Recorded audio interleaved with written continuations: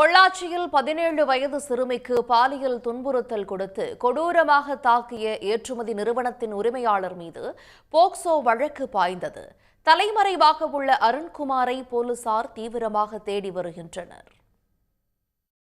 பொள்ளாச்சியில் காயர்பித் ஏற்றுமதி நிறுவனம் நடத்தி வருபவர் அருண்குமார்.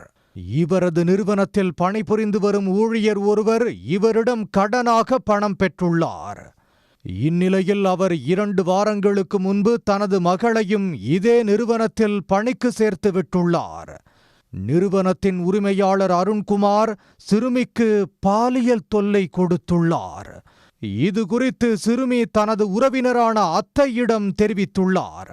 ஆனால் குடும்பச் சூழல் கருதி பொறுத்து கொண்டு அங்கேயே பணியாற்ற சிறுமி அறிவுறுத்தப்பட்டுள்ளார்.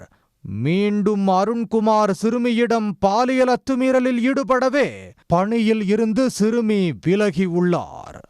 இதையடுத்து அருகில் உள்ள வேறு கம்பெனியில் சிறுமி வேலைக்கு சேர்ந்த நிலையில் அங்கு சிறுமி பணத்தை திருடிவிட்டதாக கூறி அருண்குமாரிடம் அனுப்பி வைக்கப்பட்டுள்ளார்.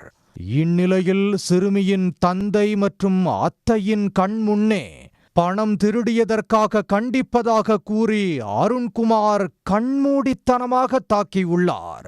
தொடர்ந்து அங்கிருந்த கம்பை கொண்டும் உடல் முழுக்க தாக்கியுள்ளார். இதனால் சிறுமியின் கைகள், கால்கள், தொடை, முதுகு பகுதியில் பலத்த காயம் ஏற்பட்டது.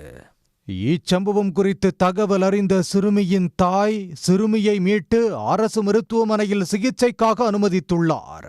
மேலும் தனது மகளுக்கு பாலியல் துன்புறுத்தல் கொடுத்து கண்மூடித்தனமாக தாக்கிய ஏற்றுமதி நிறுவனத்தின் உரிமையாளர் அருண்குமார் மீது நடவடிக்கை எடுக்க மகளிர் காவல் நிலையத்தில் புகாரும் அளித்தார்.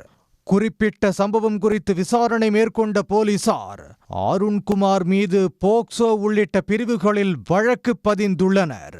மேலும் தலைமறைவாக உள்ள அருண்குமாரை தேடி வருகின்றனர்.